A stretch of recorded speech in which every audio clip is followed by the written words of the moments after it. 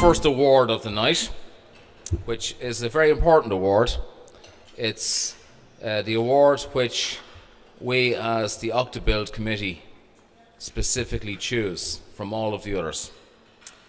And it's one which we want to recognise a particular and long-standing service to the industry, one in which the recipient has done something over and above the usual in terms of supporting the industry and obviously supporting the Octabuild companies in terms of Irish manufacturing.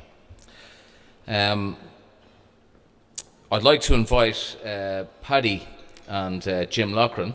Paddy is the president of the Hardware Association of Ireland and Jim as the incoming chairman to join me on stage. And Paddy wants to, Paddy is going to give the citation. Thank you.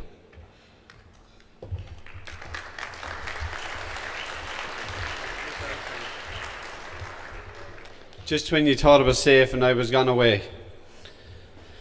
The Octabuild Lifetime Achievement Award this year goes to Mr. Michael Doyle. We all know him as Michael Doyle from Doyles of the Shamrock in Carlow. This is the 5th such award made by Octabuild. Previous awards have honoured Sean Garvey, Vincent Nally, Catherine Shields and Micheál O'Higgins. I want to talk a little bit about Michael now. So this is not really a speech, it's more of a chat between us.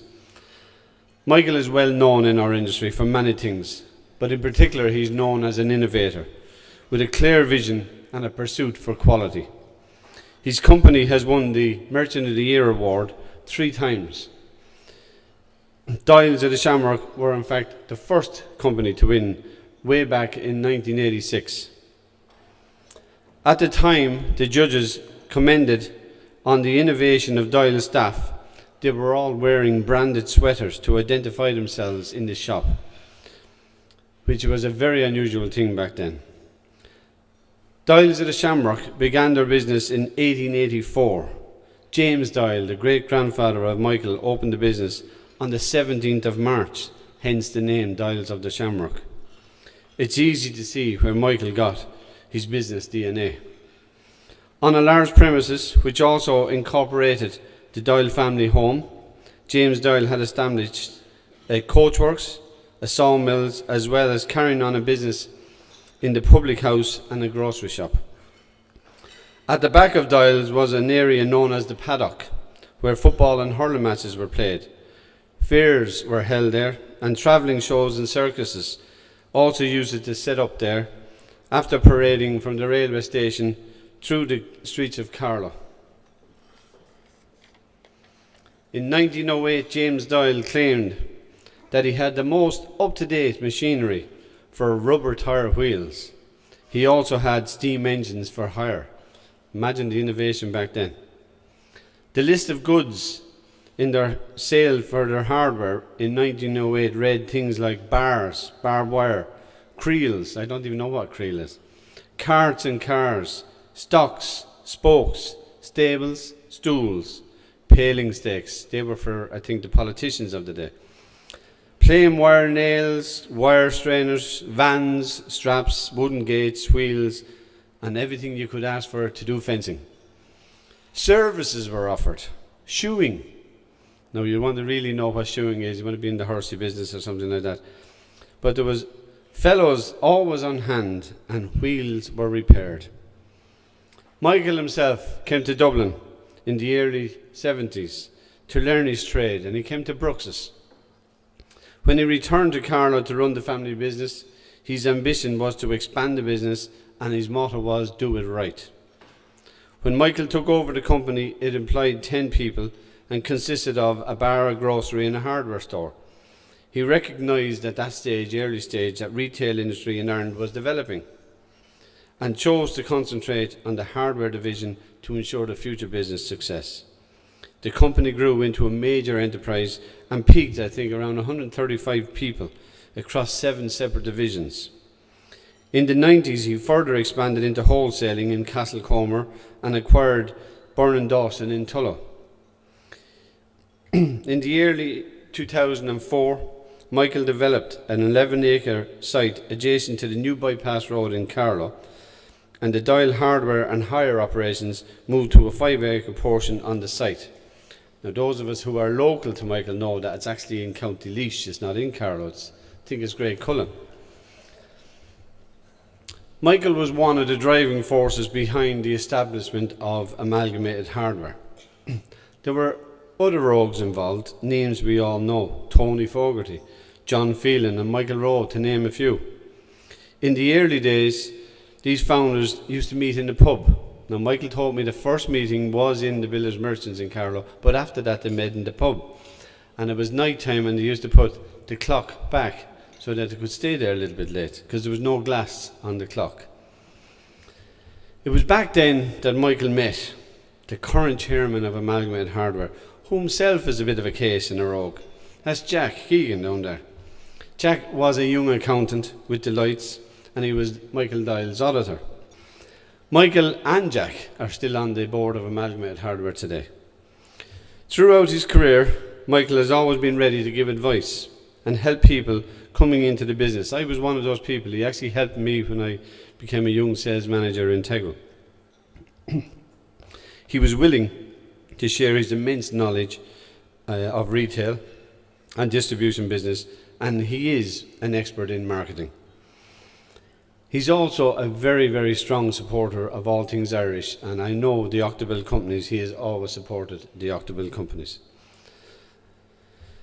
The number of Builders Merchants Awards that Michael has won, both national and county, is a testament to the business that is done with Irish companies. He has always been a hands-on person when it comes to business. Unfortunately, a few years ago, Michael got very ill. And when we were all hoping for a funeral, he came through. He was very resilient. And you can now see him still involved in the business, and you'll see him frequently in the shop. Michael, long may it continue. It gives me great pleasure to ask Michael to step forward and accept this Lifetime Award from the Octabuild companies. Ladies and gentlemen, I give you Mr. Michael Doyle.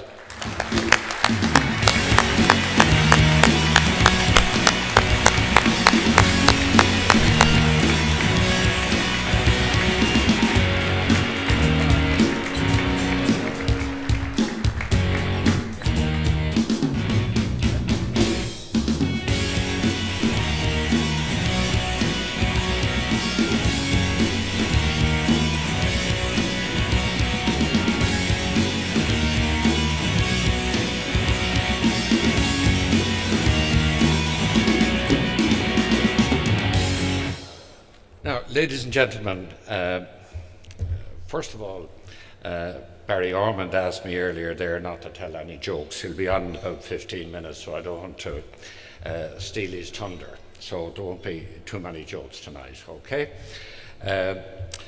When I was told I was to be a recipient of the Lifetime Achievement Award from Octabuild, I have to say I was totally shocked, and it came completely out of the blue. I have to say I felt very humbled and inadequate to receive this award.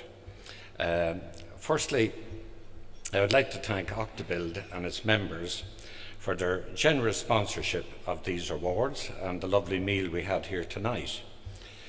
And I have to say, now more than ever, we need to be supporting our sponsors. We need to think before we buy, and we need to think jobs and think Irish. No one is going to help us. We have to help ourselves. And as merchants, we have the power and we have the responsibility to see that we sell Irish products in our shop. All of our sponsors have proved themselves to be great companies, not alone in Ireland, but throughout the world. You look at some of our sponsors here tonight, Kingspan, they straddled the world. Look at CRH, I'll say no more. And even a company whose opposition, but they're not sponsorship, but it just shows that Irish companies can do it. You look at Glambia, you look at Kerry Group, and we're talking doom and gloom. We've got to stop, and the media have got to stop talking doom and gloom and talking us into the ground. We'll end up with a youth brought up and reared on negativity if they continue the rubbish and talking down the country. These people have proved they can do it. And even in the hardware trade, our own Grafton group have done magnificent in England, and we should be proud of these people, and they should be examples to all of us. And I urge you strongly to support them. They also, let us not forget, support good causes locally and at national levels. And one thing to remember, and this is so important, Ireland is a small country. It's very easy to dump goods very easy for people to dump goods in Ireland. And the people that dump goods in this country are only interested in short-term gain, not in the long term or the future of the country. I wouldn't be here tonight only for the great and loyal staff I have over many years in business. I'm not going to mention any of them. You know them all. If I mention one, someone else will be giving out. So a sincere thanks to the people that have me here tonight. I quite readily acknowledge I wouldn't be here without their help and support. Also, a sincere thanks to the many great friends I have made over the years. I can genuinely say that the people in the hardware trade are among the most courteous out there to deal with and the most helpful. And both from my wholesale business, my hire business, and the hardware business, I have rarely come across any discourtesy or any, what would I say, ill will or rudeness. So I think as a trade we're probably exceptional in that sense, and I think we should be proud of ourselves. We've always tried to be helpful in Doyles to any member of the trade, and similarly where I've gone, people have been most helpful to us in giving us ideas and everything. I always say I never came up with an original idea, I copied most of them. So I'll confess that to you tonight. Now, where are we? So we're delighted to see you called Carlow.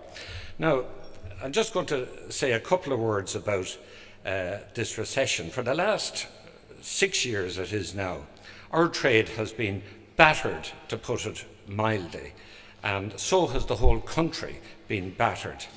Now, I'm not going to go into it tonight or cause blame or anything like that. There's enough wise people out there that have the solutions. But one thing occurred to me which could be helpful. If you go back, it's terribly simple. A very wise man said to me, Hugh knows who he is. He was an American, and he cut the socks off me over the state of the shop, but he said something to me, Michael, in your business, look at what you do best and do it better. And if you do that, other things will quickly fall into place. And a lot of people in Ireland are very down at the moment. I even see it with customers coming into the shop. They're not smiling. Now, they all leave smiling when they see our prices, but they genuinely are coming in and they're down. And what I'm saying is, I think we've got to go back to what we did best. And Ireland was always known as a friendly place. People were courteous. We had values. Now, I think to an extent we have partially lost some of those characteristics. Let's look at ourselves, and particularly at the moment, make that extra effort to make all our lives more pleasant. Like the best things in life, it'll cost you nothing. A smile is free, a cheerful greeting is free, opening the door for someone is free, giving way in traffic is free. Now, if other people are rude, if they don't acknowledge your manners, don't set your standards by their standards. So let's start our recovery by doing what we do best, better. Thank you.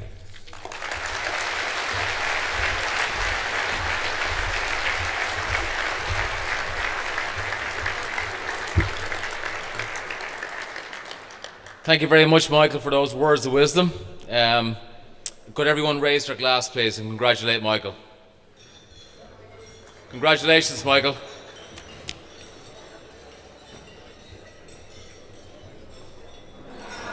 Thank you.